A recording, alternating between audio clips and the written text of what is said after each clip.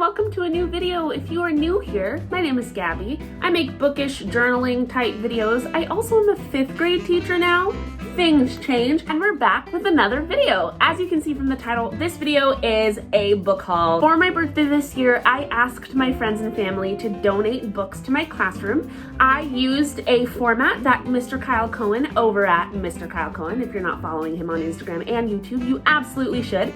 He made this lovely idea to make a book bingo where you put the name of a book and the price of the book in each of the squares and then post it on your social media, and friends kind of play to tick them off. I posted this about a month before my birthday, hoping that by my birthday they would get complete, and they were done in a day.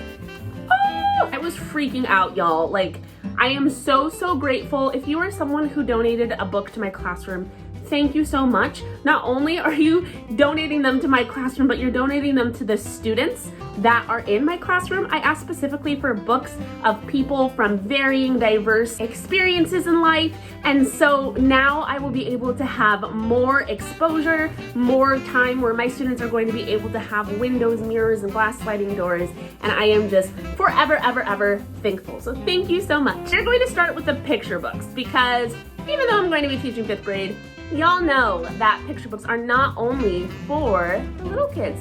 Big kids need them too. I love picture books, and I am so grateful for every single one of the picture books that I am going to be adding to my classroom library. First book that I have is Little Legends, Exceptional Men in Black History by Vashanti Harrison. This is a beautiful little nonfiction book about all of these wonderfully exceptional men in history. And I specifically chose the one that had Black men in them because I don't think that I have enough representation of Black men in my classroom. This one is lovely. We're just gonna start the pile there and see how high it can get. The next two that I have are so fun. Who Did It First? 50 Scientists, Artists, and Mathematicians Who Revolutionized the World. And Who Did It First? 50 Politicians, Activists, and Entrepreneurs Who Did It First. But look at these. These are just so beautiful. The art in both of them are done by different people, but just look at these. I feel like my students will be able to just pick these up and learn about like a different person each day, and I just cannot wait to dive into these with my kids. Women in Art, 50 Fearless Creatives Who Inspired the World, written and illustrated by Rachel Ignatowski. Look at the beautiful illustrations in this one. I absolutely love this one because every single year I have students of all genders who are so excited about art, and how empowering is it going to be for them to be able to open this book and not only see wonderful artists, but see wonderful female artists who have made history. I love it. Finish the Fight, Brave and Revolutionary Women Who Fought for the Right to Vote. I love this book because usually when I've heard narratives about the right to vote, I do not see women of color. Look at this. Ah!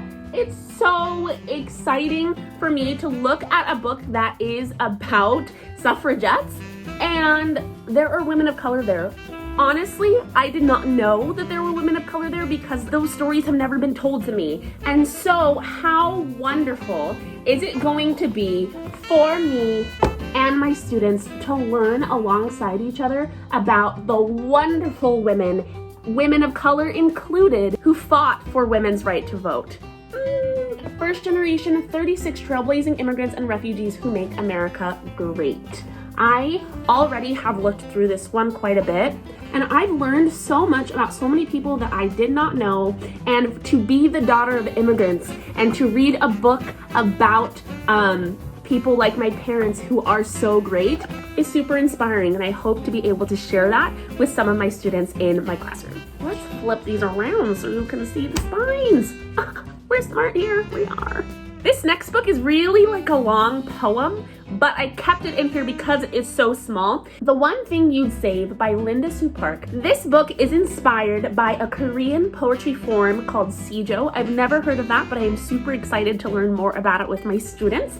And this book is a very long poem in which it tells a story about a teacher who assigns their students a project to think of one single thing that they would like to save in an emergency, kind of like how sometimes people will say, like, you only have one thing to save, your house is burning down, what would you save? This is a story about students debating and talking about what they would choose if they only had one thing to save. A sporting chance how Ludwig Gutmann created the Paralympic Games. With the Olympics and the Paralympics ending right around the time that we're going to be going back to school, I know that I'm going to have students who are super, super excited about the Olympics and sports in general, and how wonderful is it going to be for me not only to have that sports representation in there, but also to have the disability representation and the representation of the Paralympics as well. Nuestra America, 30 inspiring Latinas and Latinos who have shaped the United States. By Sabrina Volvorias. I am so excited to have this book in my classroom. I honestly, prior to this, did not have very many books that have representation of Latinx people. And so I am super excited not only to have this book that has the most gorgeous portraits I've ever seen, but portraits of people who are Latinx and are so amazing. And so I'm so excited to go through this with my students and for them not only to possibly be able to see themselves, but also to learn more. Keeping the City Going by Brian Folkla.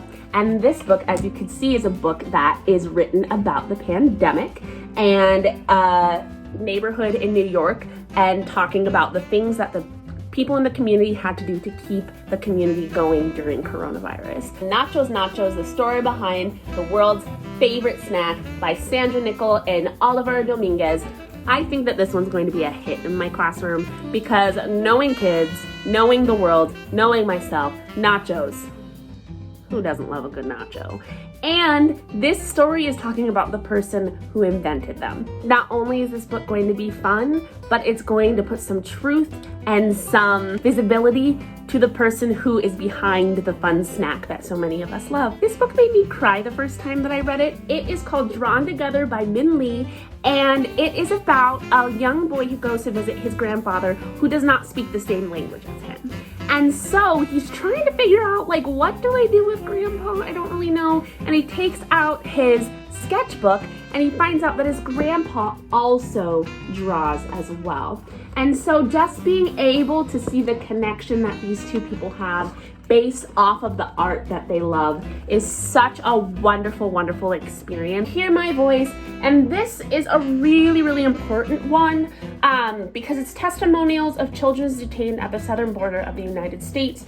All the stories were compiled by someone named Warren Beinfield for Project Amplify. This one is so important because this is a hard topic to touch on with students. They hear it, they know that it's happening, especially because I'm going to be working with 5th graders. They have social media. They're going to know about kids being detained at the border.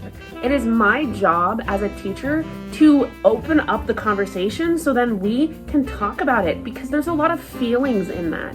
And so this book is one that I'm very, very grateful to have, because I think that it's going to be really great to start the conversation. It's not going to be easy, but it's going to be necessary. Another reason why I really love this book is because not only is it in English, but it's one that if you flip around, it also has the same book, Escucha mi voz, in Spanish.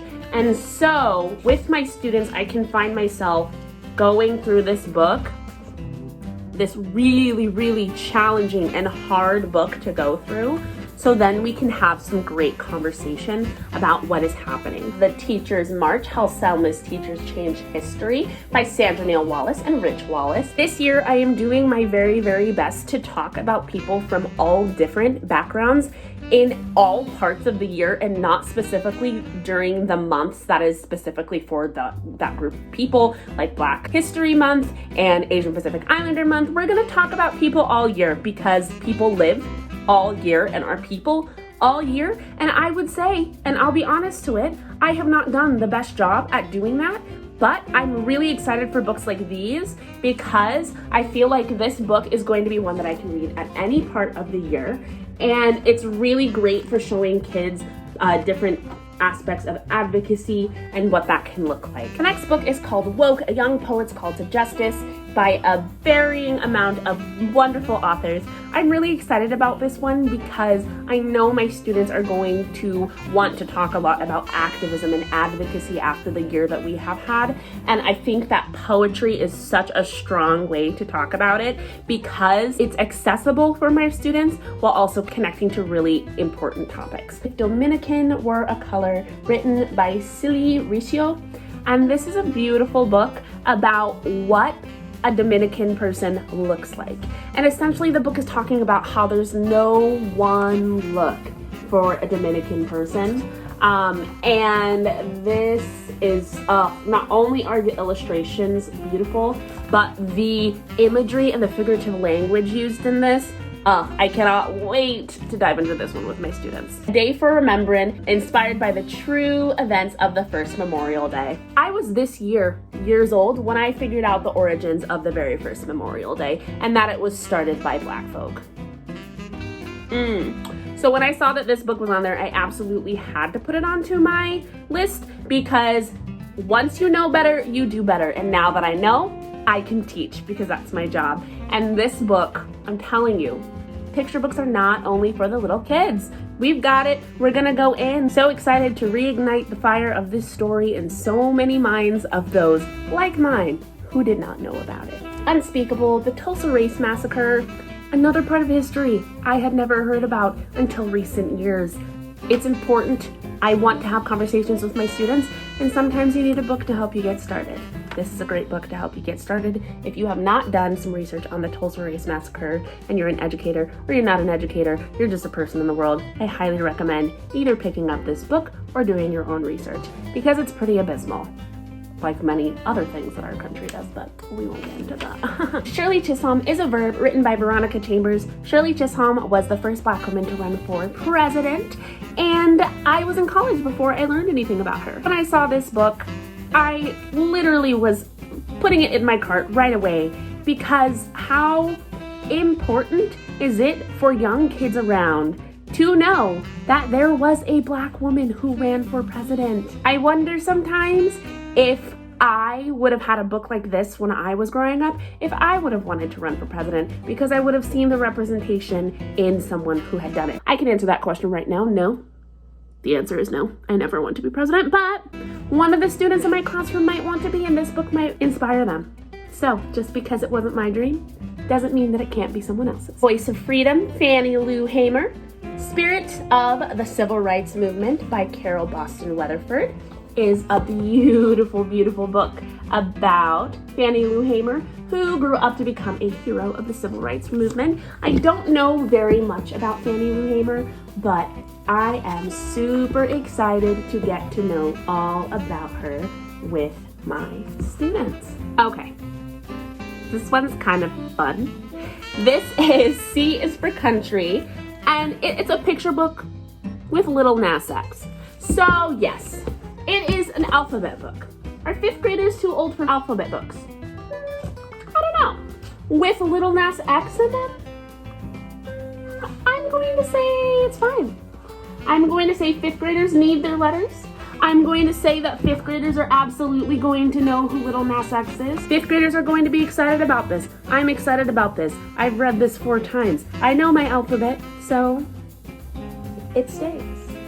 Last of the picture books we have Together We March, 25 Movements That Marched into History by Leah Henderson and illustrated by Tyler Pewter. This one, I think, is just so important. Kids know what protests are. How important is it to show them that protests are a part of history and they've been happening for years? Because in the moment, protests can feel really scary and feel like that this is like the world is ending. But there have been thousands and thousands of protests for change. And I think it's super important to show students that those have happened and what they have done in the past. Those are all of our picture books.